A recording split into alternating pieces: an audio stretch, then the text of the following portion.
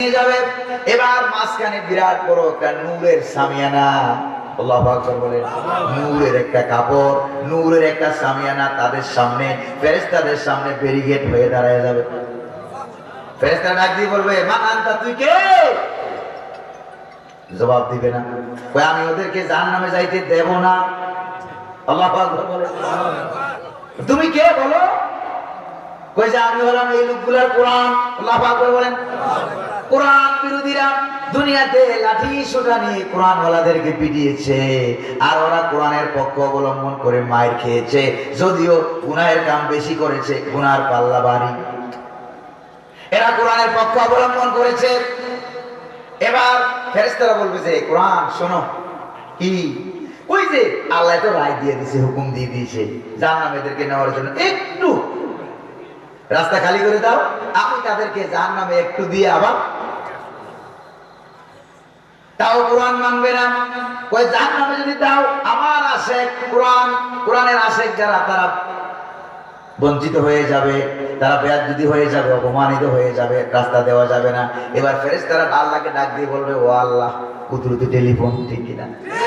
কুদরতি টেলিফোন ঠিক করে বলবে যে আল্লাহ, তুমি বললা এদেরকে জাহান্নামে নিতে, আর মাঝখান দিয়ে এরকম বিরাট বড় সামিয়ানা, কাপড়ের মতো একটা কি ব্যারিকেড আইসা আমাদের সামনে দাঁড়ায় গেছে, এবার কেমনে আমি এদেরকে জাহান্নামে নেই?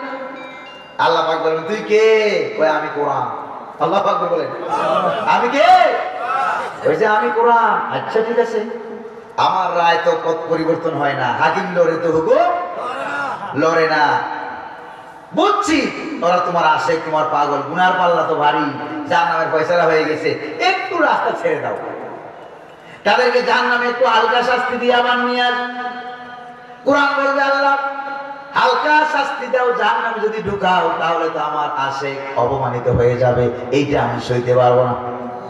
আল্লাহু আকবার বলেন, আমার আশেক অপমানিত হয়ে যাবে, আমি সইতে পারবো না। কই তারা তো গুনার পাল্লা তো ভারী, উপায় তো নাই। কোরআন এবার বলবে, আল্লাহ তাআলা তাহলে একটা শর্ত আছে, এই শর্ত যদি তুমি পূরণ করতে পারো তাহলে তুমি এদেরকে জাহান্নামে নিবা, আমার কোনো আপত্তি নাই। কই তাই নাকি? কই কি শর্ত বলো? কই শর্তটা হলো আলিফ লাম মিম যালিকাল কিতাবু লা রাইবা ফি, হামিম সাজদা। এরকম হামিম সাজদার সূরাটাও আল্লাহর সামনে দাঁড়িয়ে যাবে আর বলবে, আল্লাহ তুমি বলো বিসমিল্লাহির রহমানির রহিম, আলিফ লাম মিম যালিকাল কিতাবু লা রাইবা ফিহি, এগুলি তুমি নাজিল করো নাই, এই কথাটা শুধু তুমি বলো। আল্লাহ পাক বলবেন, এবার আল্লাহ বলবেন নাজিল করলাম আমি, আর এখন আমি বলবো আমি নাজিল করি নাই? এটা কোনো কথা হইল নাকি? কই এটা যেমন তুমি পারবা না, আমিও এদেরকে জাহান্নামে দিতে পারবো না। আল্লাহু আকবার। আল্লাহ পাকের রহমতের সাগরে প্রথমবারের মতো জোয়ার এসে যাবে। এরকম তিনবার জোয়ার আসবে, কয়বার? তিনবার। প্রথমবারের মতো জোয়ার এসে যাবে। রব্বুল আলামিন ডাক দিয়ে বলবেন, কোরআন কি হলে খুশি হও? ওই যে আল্লাহ এদেরকে তুমি এই দিক থেকে নিয়ে জান্নাতের দিকে নিয়ে যাও, তাইলে আমি খুশি হব। এবার আল্লাহ বলবেন, যা, রাজি হয়ে গেলাম। সুবহানাল্লাহ। আল্লাহ বলবেন, যা, রাজি হয়ে গেলাম জান্নাতের দিকে। জান্নাতের দিকে আর হাঁটতে থাকবে, আবার উল্টা ব্যাগ। আল্লাহ পাক বলেন, জান্নাতের দিকে হাঁটতে থাকবে, কিছুক্ষণ হাঁটার পর সামনে গিয়ে দেখবে বিরাট বড় ফুলসেরাত আছে নাকি? আছে। এটা চুলের চাইতে আরো চিকন, তলোয়ারের চাইতে আরো ধারালো, এমন ফুলসেরাত কেটে কেটে তো পড়ে যাবে। এবার কোরআন ডাক দিয়ে বলবে, আল্লাহ সামনে যে সাকুটা দিয়েছো, যে ব্রিজটা তুমি দিয়েছো, ফুলসেরাতের ব্রিজ, একটারও রুচিও নাই, পুঁজিও নাই, ঠিক কিনা? একজন ওই ব্রিজ পার হইতে পারবে না, সবগুলি কেটে কেটে জাহান্নামে পড়ে যাবে। ও আল্লাহ তুমি আমাকে শক্তি দাও, আমি তো বিরাট বড় নূরের সামিয়ানা, এদেরকে আমি আমার নিজের কুলের ভিতরে ঢুকাইয়া একটা উড়াল মেরে ফুলসেরাতের উপর দিয়া জান্নাত পর্যন্ত পৌঁছাইয়া দে। আল্লাহু আকবার। রহমতের সাগরে দ্বিতীয়বারের মতো জোয়ার এসে যাবে। আল্লাহ পাক বলবেন, কোরআন এটা হলে কি তুমি খুশি হও? রব্বুল আলামিন কোরআন বলবে যে আল্লাহ হ্যাঁ আমি খুশি হই। রব্বুল আলামিন বলবেন, তাহলে ফাবিহা ওয়া নি'মাত। আল্লাহু আকবার। ফাবিহা ওয়া নি'মাত, তাহলে এটাই করো, তাহলে এটাই করো। এবার কোরআন তার পাগলদেরকে সামিয়ানার ভিতরে, কোলের ভিতরে ঢুকাইয়া পেশ মেরে যা ফুলসিরাতের উপর দিয়া এক উড়াল দিয়া জান্নাতের দরজায় পৌঁছাইয়া দেবে। তাগফির লানা ওয়া তারহামনা লানাকুনান্না মিনাল খাসিরিন। রব্বানা লা তুযিগ কুলুবানা বা'দা ইয হাদাইতানা ওয়া হাব লানা মিন লাদুনকা রাহমাতান ইন্নাকা আনতাল ওয়াহ্হাব।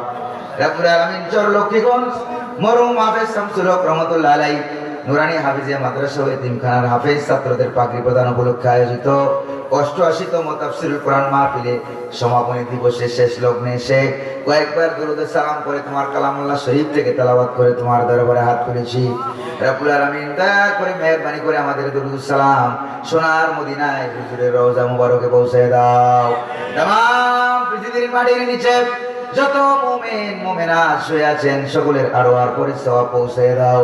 রব্বুল আলামিন এই মাহফিলের আয়োজন যারা করেছেন, শোনার জন্য যারা এসেছেন, কিয়ামতের দিন মুসিবতের সময় এই মাহফিল আমাদের সকলের জন্য জান্নাতে যাওয়ার উসিলা বানাইয়া দাও।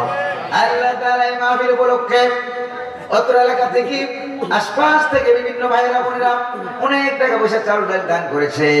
রব্বুল আলামিন দয়া করে মেহেরবানি করে ওই টাকা পয়সা সময় শ্রম যা দান করেছে সবগুলি কবুল করে তাদের আমল নামায় পৌঁছে দাও।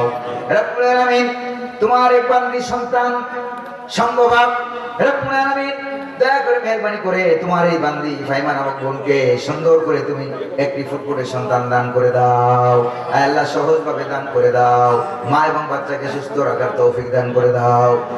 আল্লাহ তাআলা নুরুদ্দিন ভাই ওনার স্ত্রী দুনিয়া থেকে বিদায় হয়ে গেছে, দোয়া চেয়েছেন রব্বুল আলামিন দয়া করে মেহেরবানি করে তোমার হাবিব বলেছে যদি কোনো স্ত্রী মারা যায়, স্বামী যদি স্ত্রীর জন্য দোয়া করে আইয়ুমা ইমরাতিন মাতাত ওয়া যাওজুহা আনহা রাদিন দাখালাতিল জান্নাহ, এমন স্ত্রী মারা গেল স্বামী তার স্ত্রীর প্রতি রাজি আছে, খুশি আছে, এরকম অবস্থায় যদি মারা যায় ওই স্ত্রীকে আল্লাহ পাক সরাসরি জান্নাত দান করেন।